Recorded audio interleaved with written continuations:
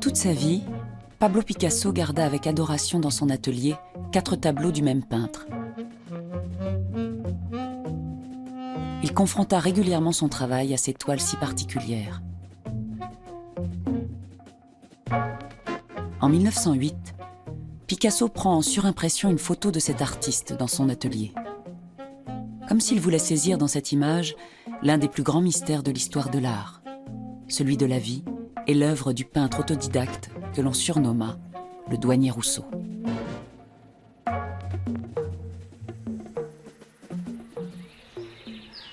Connu pour ses jungles à l'allure de rêve d'enfant, Henri Rousseau a peint, au début du XXe siècle, une œuvre peut-être bien moins simple qu'elle n'y paraît.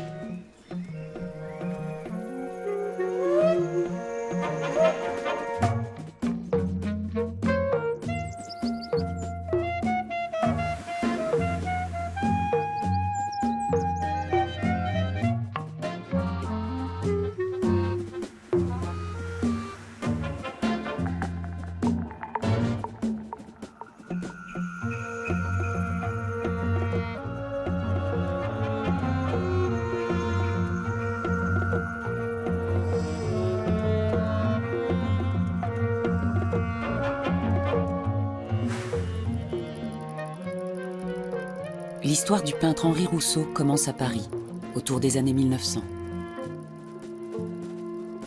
Épicentre des arts, la ville est devenue la scène d'un vaste théâtre où s'inventent chaque jour des formes nouvelles.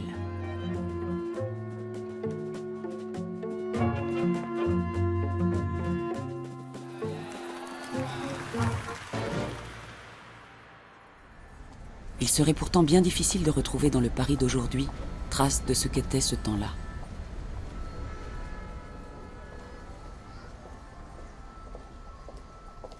La Seine est alors, comme une artère irrigue le cœur, l'avenue la plus traversée de la ville et ses quais remplis d'activités commerçantes.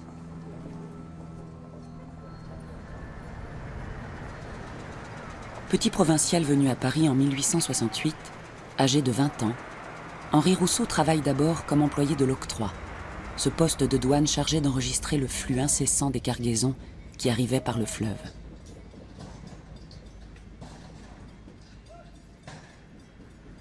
C'est de là que vient son surnom de douanier, qu'on lui attribuera de manière aussi affectueuse qu'amusée.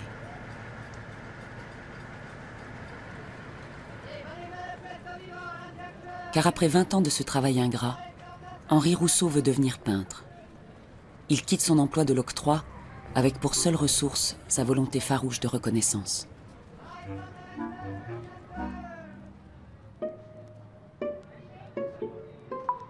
Installé dans son petit atelier, derrière le quartier de Montparnasse, Henri Rousseau envoie au début de sa carrière à un éditeur sa propre biographie, jamais publiée, qu'il rédige ainsi. Henri Rousseau, peintre. Né à Laval en 1844, vu le manque de fortune de ses parents, fut obligé de suivre une autre carrière que celle où ses goûts artistiques l'appelaient. C'est après de bien dures épreuves qu'il arriva à se faire connaître d'un nombre d'artistes qui l'environnaient. Il s'est perfectionné de plus en plus dans le genre original qu'il a adopté et est en passe de devenir l'un de nos meilleurs peintres réalistes. Comme signe caractéristique, il porte la barbe broussaillante et fait partie des indépendants, pensant que toute liberté de produire doit être laissée à l'initiateur dont la pensée s'élève dans le beau et le bien.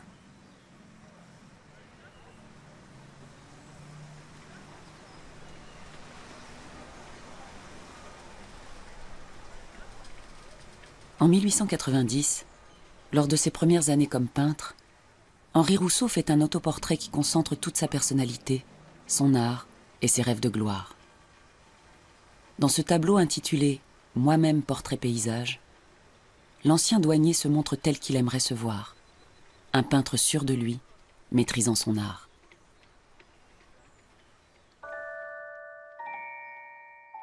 Il règne maintenant, gigantesque, sur les quais de Seine et sur son ancienne guérite de l'Octroi.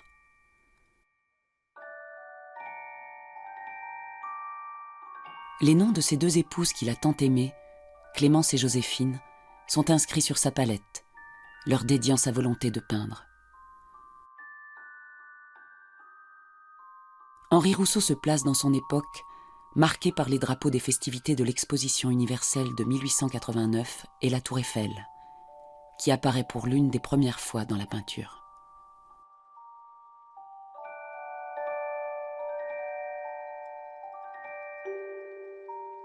Pourtant, son art est encore imparfait.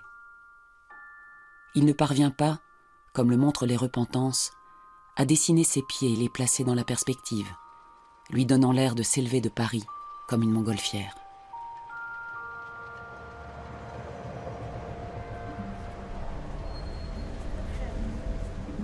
Dans le ciel de Paris s'élève également à cette époque la Tour Eiffel, alors le plus haut bâtiment du monde depuis son érection en 1889, symbole de cette modernité triomphante qui se diffuse sur les artistes de l'époque. L'un des plus célèbres d'entre eux est le poète Guillaume Apollinaire, inventeur des calligrammes et du terme surréalisme, chef de file d'une avant-garde où il faut maintenant briser les lignes anciennes. Ce dernier réunit autour de lui des artistes comme Alfred Jarry, jeune dramaturge et auteur de la célèbre pièce Ubu-Roi. C'est par Alfred Jarry que l'ancien employé de l'Octroi est alors présenté à des jeunes peintres comme Pablo Picasso ou Robert Delaunay, deux des plus grands fondateurs de l'art moderne. Henri Rousseau organise régulièrement chez lui de petites soirées artistiques auxquelles il convie grand nombre de cette bohème, dont fait partie Fernande Olivier, la première muse de Pablo Picasso. Il y a assez longtemps, je crois que j'ai connu Rousseau en 1904.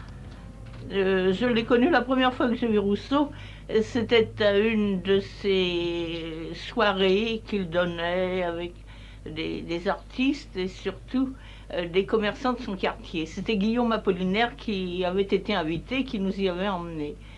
Et j'ai trouvé Rousseau un homme charmant avec une allure tout à fait ordinaire de petit bourgeois de province.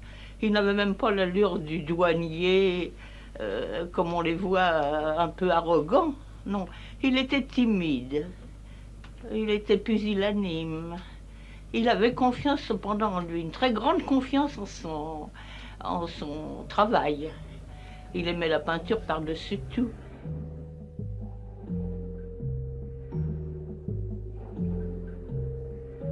Malgré sa passion débordante, il n'est pas nécessaire de dissimuler ou d'excuser ce qu'il peut y avoir de grotesque dans les tentatives réalistes du douanier. Sa peinture, qui paraît parfois enfantine, est celle d'un homme qui a lutté toute sa vie pour maîtriser son art. Proportion pour le moins équivoque.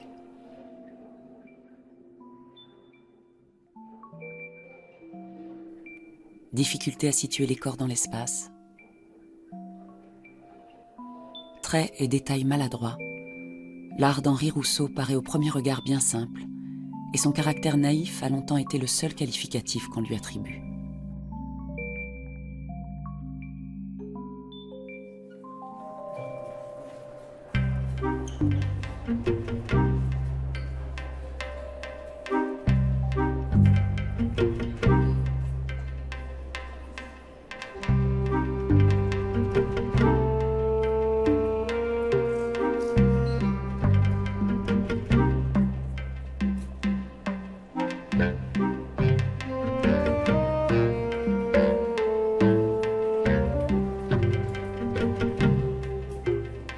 Henri Rousseau exposa pour la première fois ses œuvres au Salon des Indépendants en 1885.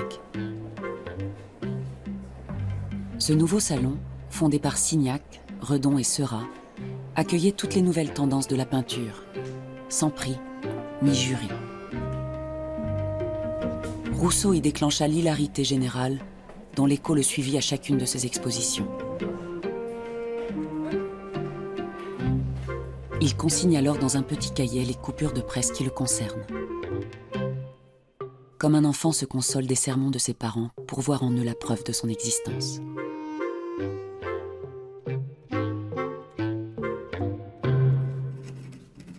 C'est évidemment l'œuvre d'un enfant de 10 ans qui a voulu dessiner des bonshommes. Il faut aussi conclure que le dit enfant ne s'est point observé. C'est son imagination qui a fait tous les frais de sa peinture. Ceci s'adresse à l'éminent paysagiste Rousseau, dont les toiles ressemblent au gribouillis qui fit les délices de notre 6e année lorsqu'une boîte de couleurs sans poison nous fut confiée par une mère indulgente. Des chinoiseries délirantes de Monsieur Rousseau. Quel malheur, juste ciel, que de si beaux morceaux de toile soient perdus, qui eussent fait de si excellents torchons. Son tigre au milieu des jungles est admissible comme tapisserie japonaise, ce qui prouve qu'avec un peu moins de théorie et plus de travail, M. Rousseau pourrait arriver à la représentation de la nature.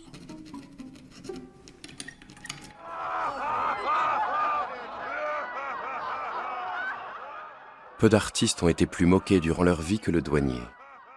Et peu d'hommes opposèrent un front plus calme aux railleries, aux grossièretés dont on l'abreuvait. Ce vieillard courtois conserva toujours la même tranquillité d'humeur, et par un tour heureux de son caractère, il voulait voir dans les moqueries mêmes l'intérêt que les plus malveillants étaient en sorte obligés de témoigner à son œuvre.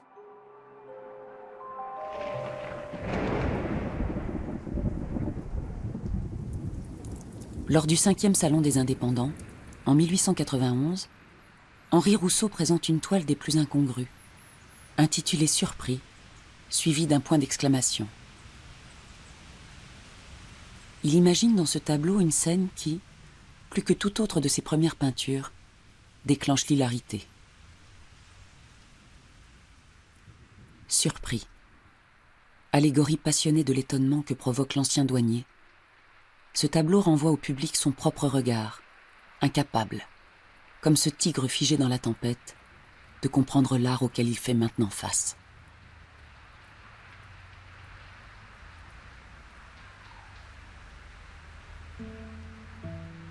Comment alors ne pas admirer la force de caractère de cet homme, qui s'obstine malgré les rires incessants à peindre, alors que le reste du monde continue à le présenter comme un enfant ou un fou.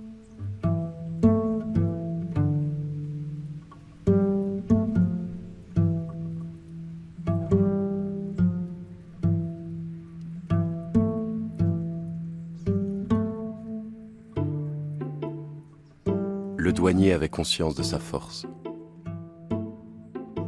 Il lui échappa une ou deux fois de dire qu'il était le plus fort des peintres de son temps. Et il est possible que sur bien des points, il ne se trompait pas beaucoup.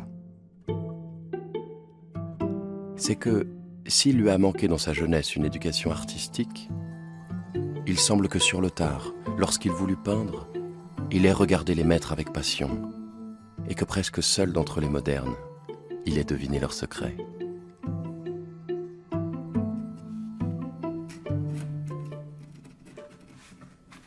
À Guillaume Apollinaire.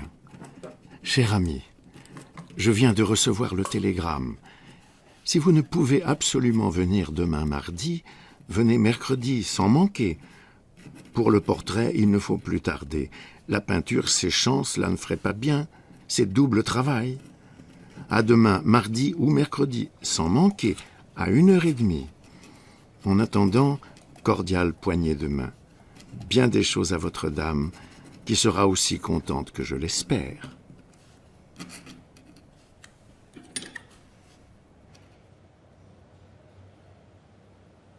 Le douanier fit 2 fois mon portrait, dans une composition ayant pour titre « La muse inspirant le poète ».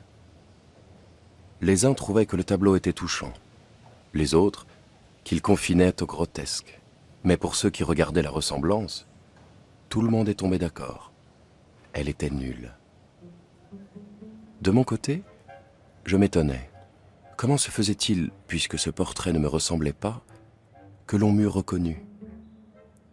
Mais je suis disposé à admettre que ce portrait était d'une ressemblance si frappante et si nouvelle qu'elle a ébloui malgré eux ceux qui s'en rendaient compte et ne voulaient pas croire. Et ce tableau, si longtemps médité, tirait à sa perfection. Le douanier avait fini de plisser la robe magnifique de ma muse. Il avait achevé de teindre mon veston en noir, ce noir que Gauguin déclarait inimitable.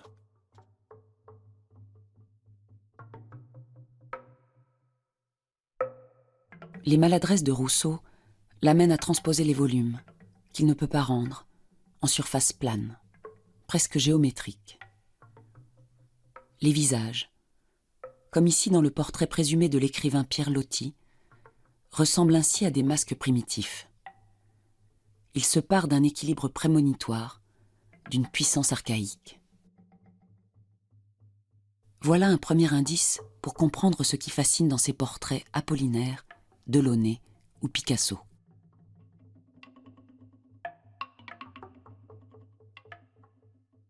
Ces derniers voient dans ces formes, bien plus sophistiquées qu'enfantines, la résurrection d'un art oublié.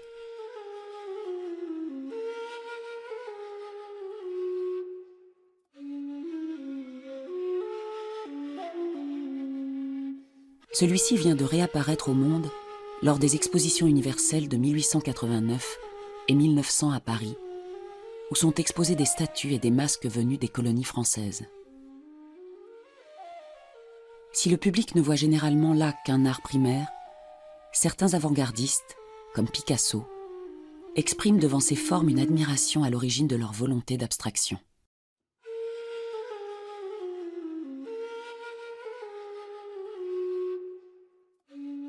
Il se rappelle alors de cet art en voyant pour la première fois les visages d'Henri Rousseau, qu'il qualifie de primitifs.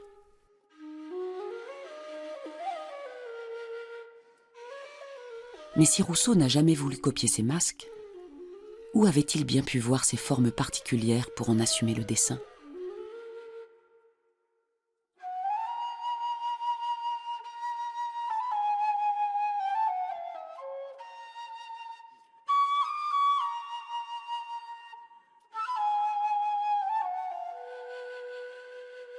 Il faut alors remonter jusqu'aux premières visions du peintre, de celles qui impriment à jamais l'inconscient d'un artiste.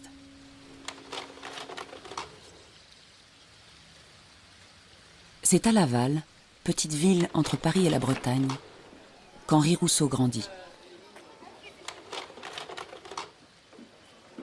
Né d'un père ferblantier, ce dernier habite les 20 premières années de sa vie dans une tour médiévale, la tour Becheresse, à la frontière de la ville et de la campagne.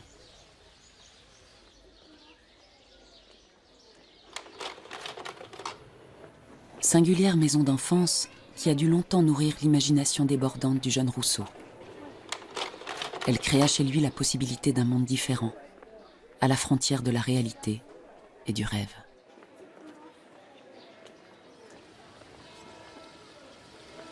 Non loin de cette tour, sur les bords de la Mayenne, il se rend enfant dans la petite église d'Avenières. Il observe là la respiration fragile de la couleur filtrant à travers les vitraux anciens.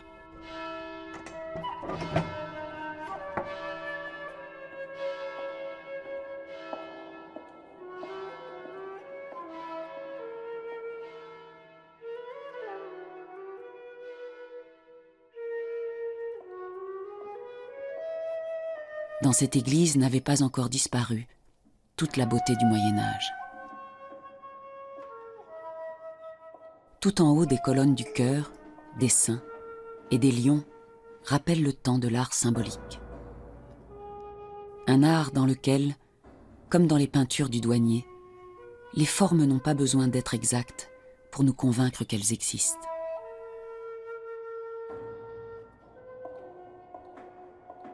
Henri Rousseau a connu le regard tourné vers ce bestiaire, le temps où il fallait croire pour voir. Devant ces toiles, quelques rares critiques admiratives rappellent que sa peinture, par la grâce de ses tons et de ses couleurs, ressemble à celle des primitifs Italiens du XVe siècle. On prononce parfois même les noms de Paolo Uccello ou de Lo Scheggia.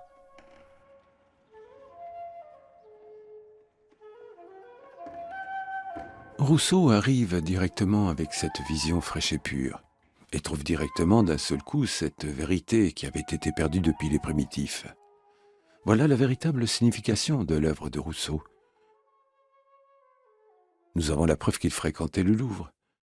Il est facile de comprendre que sa forte qualité picturale, directement au contact des maîtres, a su du premier moment trouver ce sens perdu des traditions.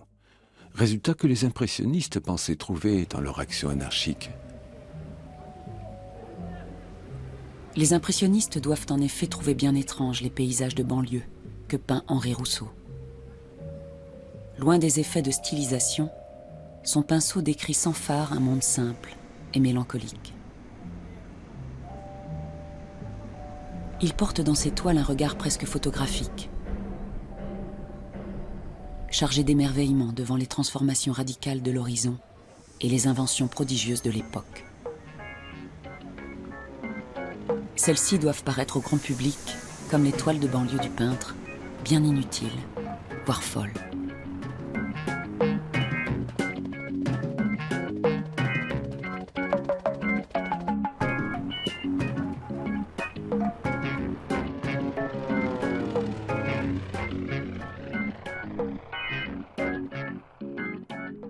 Malgré la volonté réaliste du peintre, les tableaux de Rousseau présentent toujours une forme disloquée, originale. À force d'obstination, il parvient à associer dans un même cadre, comme dans les joueurs de football ou la carriole du père Junier, toutes ces maladresses à son don génial de composition.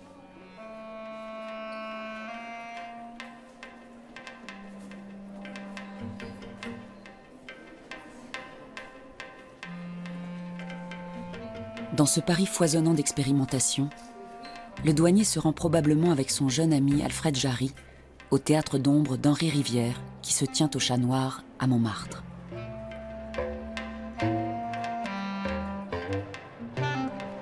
Dans ce cabaret interlope s'encanaille toute la bohème de la fin du XIXe siècle.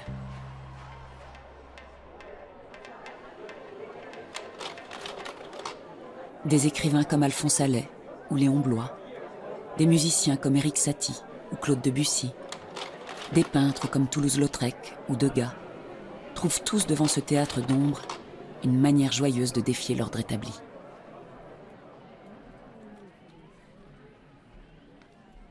La peinture d'Henri Rousseau ressemble parfois, de manière surprenante, à ces décors remplis de silhouettes et de paysages sans perspective.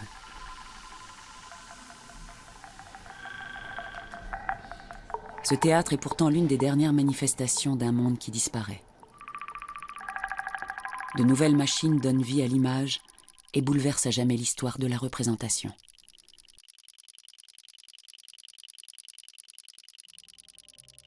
Car au moment même où le peintre est à l'œuvre, se déroule l'une des plus grandes révolutions de l'art, l'invention et la naissance du cinématographe.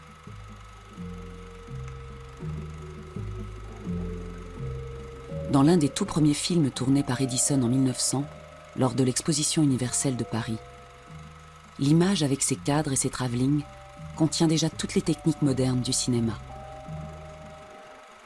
Le réel s'offre dorénavant au public, fasciné, sur un écran noir.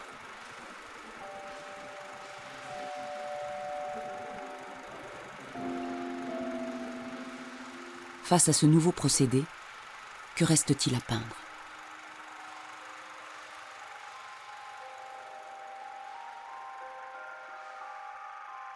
Il faut aller maintenant chercher une vérité dans ce qui ne se voit pas, dans la folie, les rêves, les cauchemars. Le figuratif se dissout dans une quête nouvelle de l'invisible.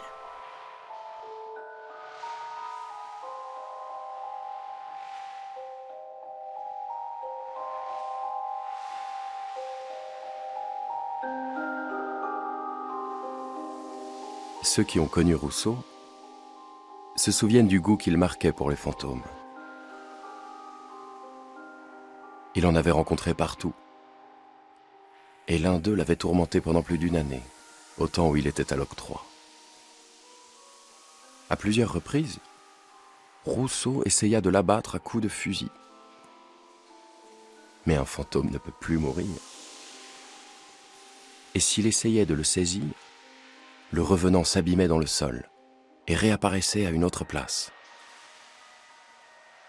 Il avait un sentiment si fort de la réalité que quand il peignait un sujet fantastique, il s'épouvantait parfois et tremblait. Il était obligé d'ouvrir la fenêtre.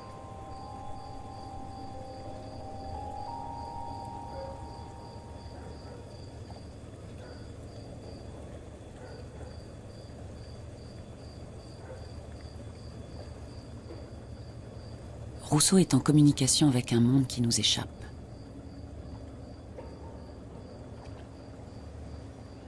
La lune éclaire autant qu'en plein jour, unique et mystérieuse source qui ne parvient pas à dissoudre la couleur et les ombres. Sa lumière à la fois intense et douce pétrifie le temps et forme un monde irréel, dans lequel chaque détail devient visible.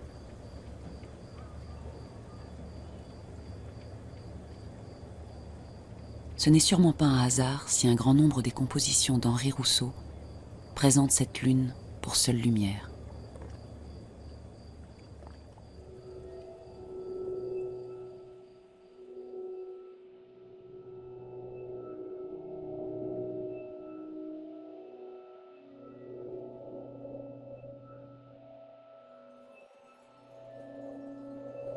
S'éloignant des portraits et des paysages, Rousseau peint progressivement sous l'éclairage de cette lune un monde détaché du sensible, profondément fantastique.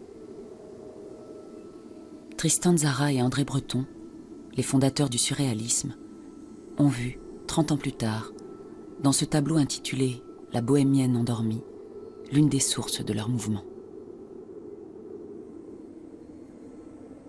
Peint pourtant bien avant l'émergence de ce courant, par un simple autodidacte, la toile résiste encore et toujours aujourd'hui aux interprétations. Seuls les mots de l'artiste total que fut Jean Cocteau parviennent à mettre un sens sur un tel chef-d'œuvre.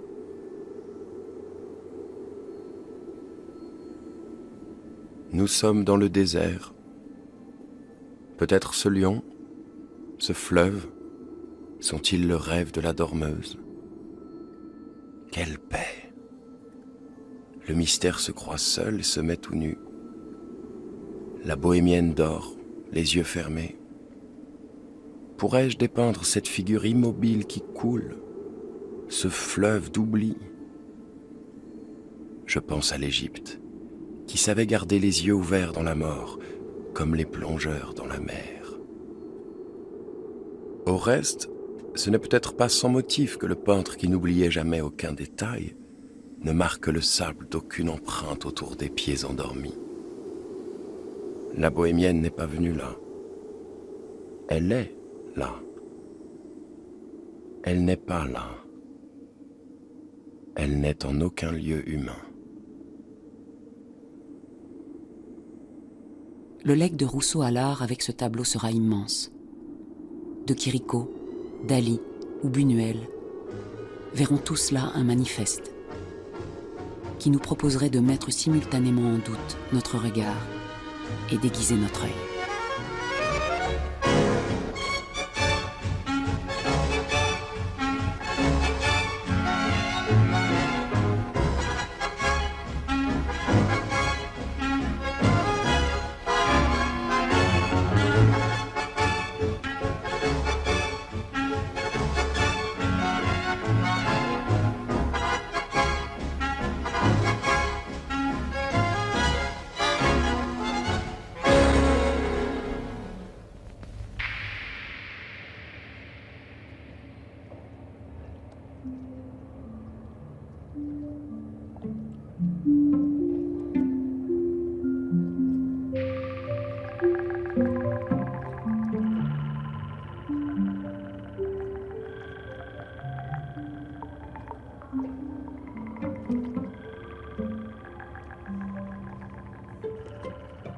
À force de vouloir échapper au monde qui l'entoure, Henri Rousseau a fini par créer l'un des univers les plus fabuleux de la peinture.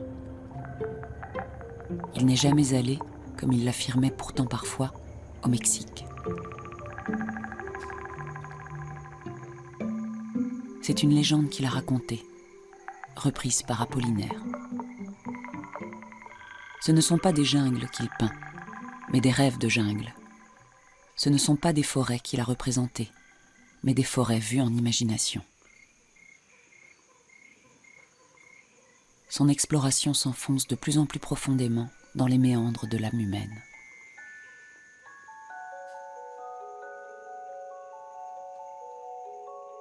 Son tableau intitulé « Le rêve » résonne telle une mise en scène moderne de notre inconscient. Au moment même où Freud théorise à Vienne la psychanalyse, l'ancien employé de l'octroi soumet la vision d'une femme nue, allongée sur un divan, plongée dans une jungle qu'il n'a jamais vue.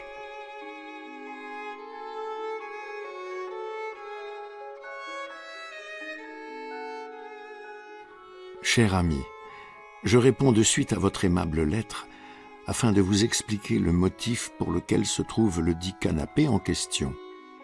Cette femme endormie sur ce canapé rêve qu'elle est transportée dans cette forêt, entendant les sons de l'instrument du charmeur.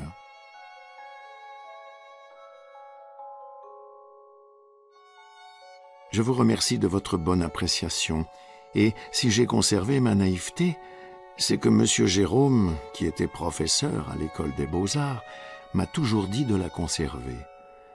On m'a dit aussi que je n'étais pas de notre siècle. Je ne pourrai maintenant changer ma manière, que j'ai acquise après un travail opiniâtre, vous devez le penser.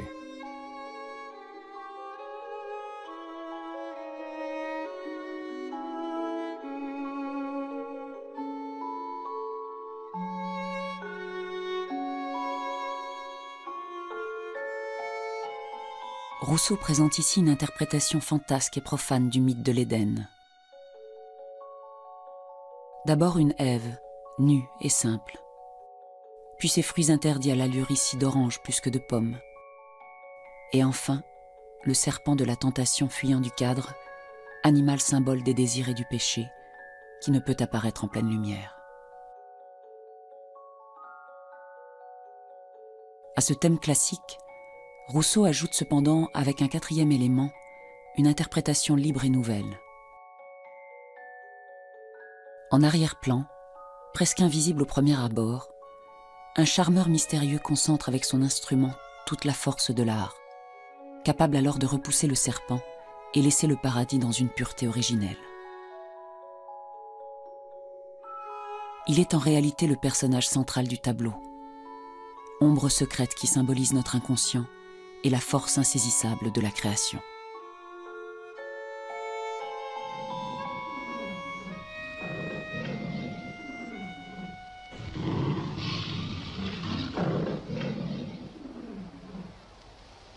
L'imagination de Rousseau est dans cette création sans limite. N'ayant jamais quitté Paris, il trouve en réalité ses rêves dans un bestiaire des bêtes sauvages des Galeries Lafayette, qu'il copie parfois trait pour trait.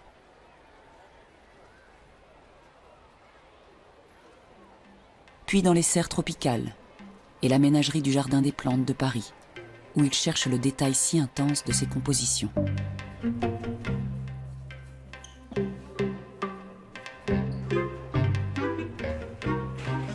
Il y a pourtant, en s'attardant dans la contemplation de ces tableaux, quelque chose qui résiste à toute explication.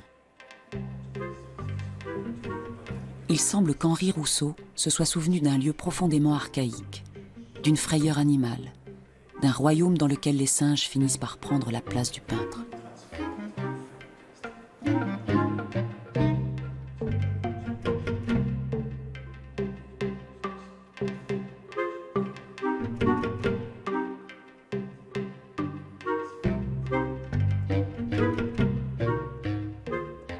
Le plus grand mystère de la vie de Rousseau est peut-être alors celui-là.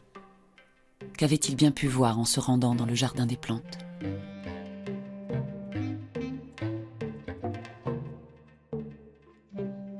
un journaliste qui lui pose un jour la question, il affirme « Quand j'entre dans ces serres, j'ai l'impression d'entrer dans un rêve. »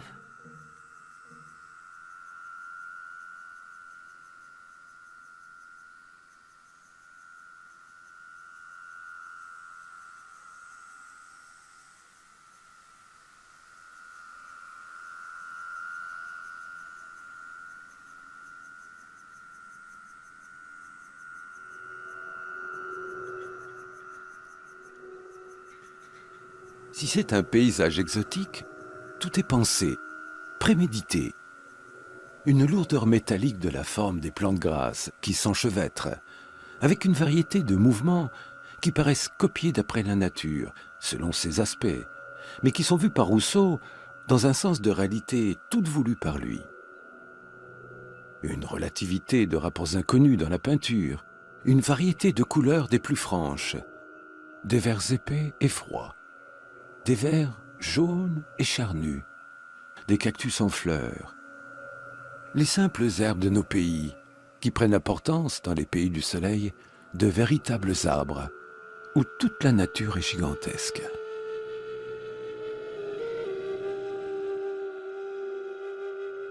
Dans La Charmeuse de Serpent, peint en 1907 à la demande de la mère de Delaunay, Henri Rousseau n'oublie pas, dans sa quête de l'invisible, la part sombre et intense du désir érotique. Une force qui ne peut être maîtrisée que par l'art véritable.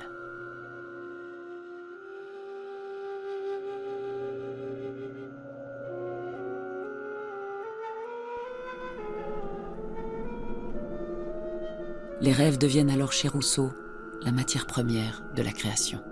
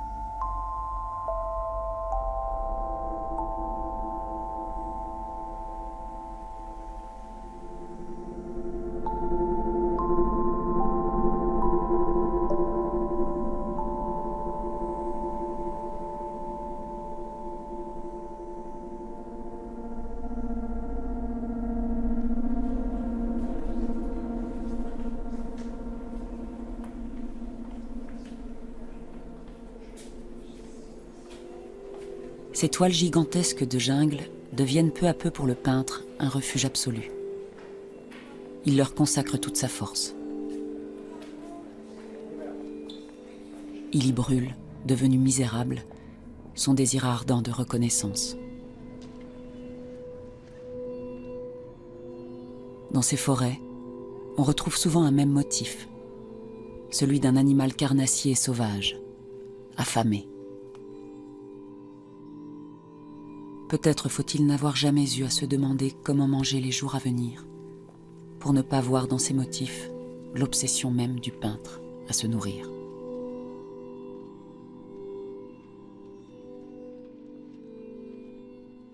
À Guillaume Apollinaire.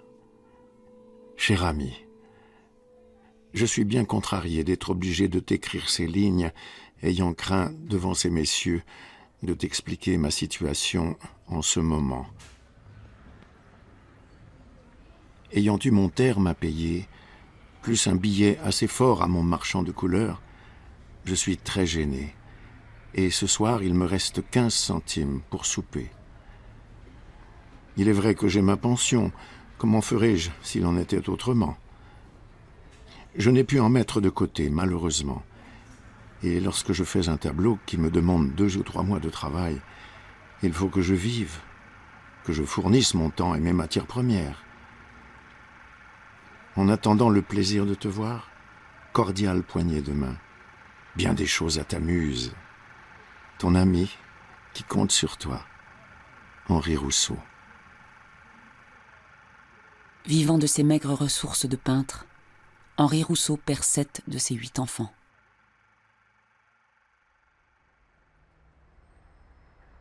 En ces temps difficiles, quelques grands artistes de l'époque décident, en 1908, de rendre hommage à l'autodidacte de Laval. Il ne lui reste plus, âgé de 64 ans, que 2 ans à vivre.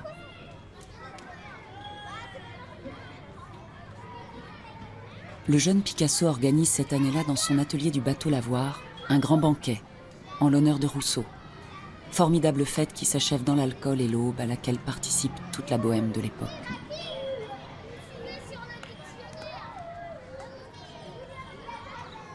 Rousseau affirme à Picasso à cette occasion « Nous sommes les 2 plus grands peintres de notre temps. Moi dans le genre moderne, toi dans le genre égyptien. » C'est bien ici qu'a eu lieu le banquet offert à Rousseau, dans l'atelier même de Picasso, avec qui je vivais à cette époque.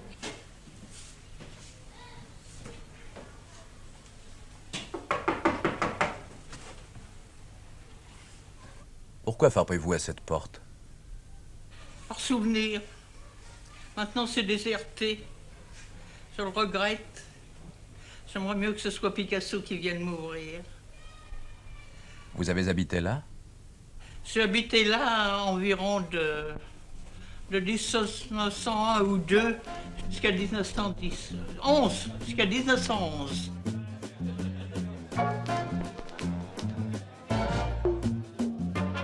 Il y avait beaucoup de monde. Il y avait d'abord tous les amis, Salmon, Apollinaire, Kremnitz, Jean Gris, Max Jacob, et puis Gertrude Stein.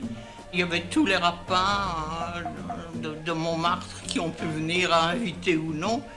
Et il y avait Marie Laurencin qui avait été renvoyée parce qu'on l'avait un peu grisée. En attendant, Rousseau était toujours sur son trône, endormi, après avoir chanté sa petite chanson. Enfin, il s'est réveillé.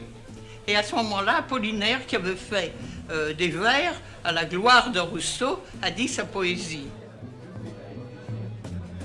Tu te souviens, Rousseau, du paysage aztèque, des forêts où poussaient la mangue et l'ananas, des singes répandant tout le sang des pastèques et du blond empereur qu'on fusilla là-bas.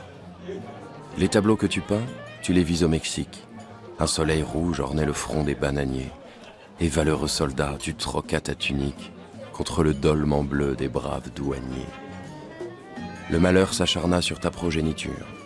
Tu perdis tes enfants et tes femmes aussi, et te remaria avec la peinture pour faire tes tableaux, enfants de ton esprit. Nous sommes réunis pour célébrer ta gloire. Ces vins qu'en ton honneur nous verse Picasso, buvons-les donc, puisque c'est l'heure de les boire, en criant tous en chœur, « Vive, vive Rousseau !»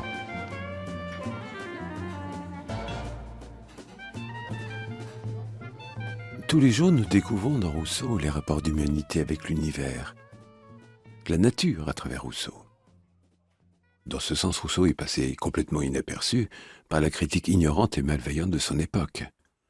Seuls quelques rares peintres, peu à peu, découvrirent la valeur réelle de son œuvre et entrevirent son rayonnement.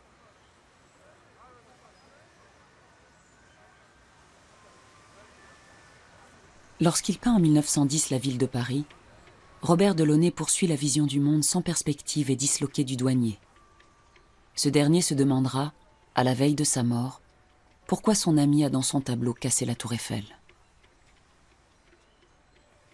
Mais Robert Delaunay ne fut pas le seul à sentir que la place si particulière de Rousseau dans l'histoire de l'art sera immense.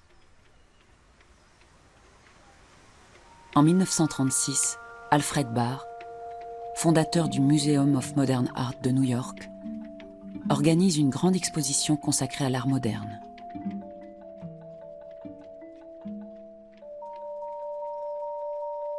Pour celle-ci, il dessine un schéma des courants artistiques restés célèbres dans l'histoire de l'art. À l'origine de la révolution abstraite, quelques grands fondateurs, Van Gogh, Gauguin, Cézanne, Seurat et Henri Rousseau.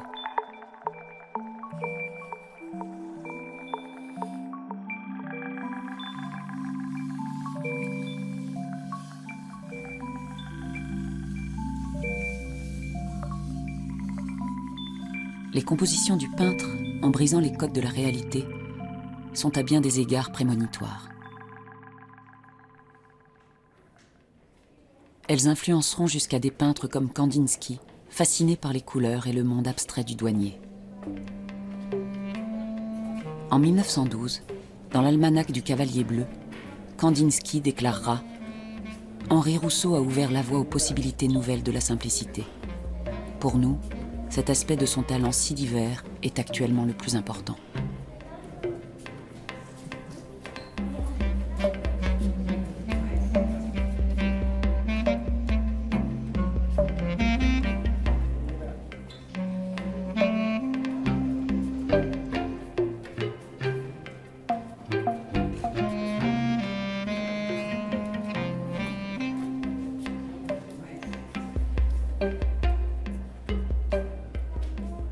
Dans une immense toile, intitulée « La guerre » ou « La chevauchée de la discorde », Henri Rousseau cherche à montrer les horreurs des combats de la guerre de 1870. Rousseau, qui mourra avant la Première Guerre mondiale, ne pressent-il pas un monde sur le point de se disloquer ?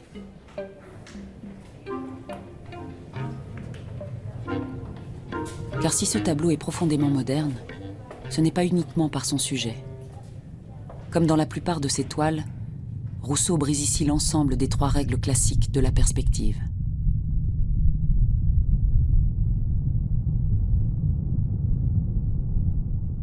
En s'éloignant du sujet principal, les détails ne deviennent pas, comme ils devraient l'être, moins nets. Ils ne rétrécissent pas. Et les couleurs ne deviennent pas, à l'arrière-plan, plus ternes.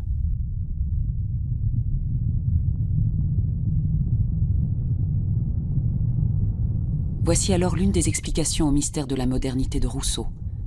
La proposition d'un monde sans perspective, n'existant que dans une forme d'abstraction.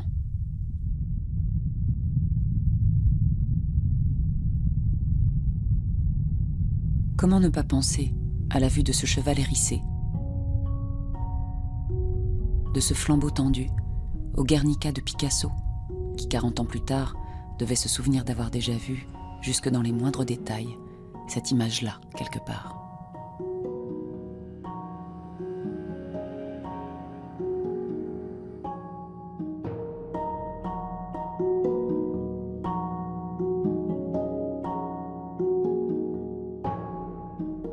Rousseau rassemble dans ce tableau toute la puissance fantastique de ses intuitions, celle qui accorde la place première au souvenir de nos rêves et de nos cauchemars, et peut-être même à celui de notre mort.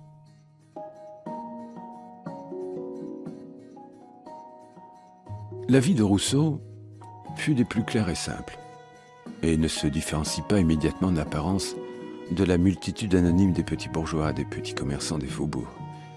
Et c'est justement dans ce milieu que la forte et complexe nature du douanier s'est épanouie avec autant de plénitude. Et nous qui avons assisté à ce phénomène, que n'eut de comparaison qu'avec les quelques cas uniques et merveilleux de l'art, nous avons eu le bonheur de découvrir la vie et l'œuvre de ce génie, et d'en saisir l'immense portée.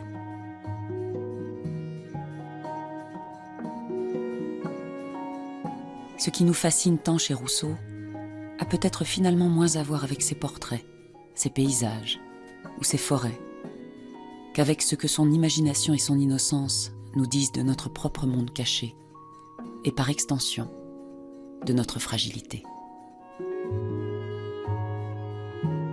Dans sa volonté farouche de peindre un monde qui n'existe pas, Rousseau semble nous dire en réalité ceci. Seul l'art le plus vrai permet de survivre à notre propre disparition. Seul celui-ci peut relier à travers le temps l'âme des disparus. Seul le souvenir de notre émerveillement d'enfant permet de nous rendre accessible ce monde invisible.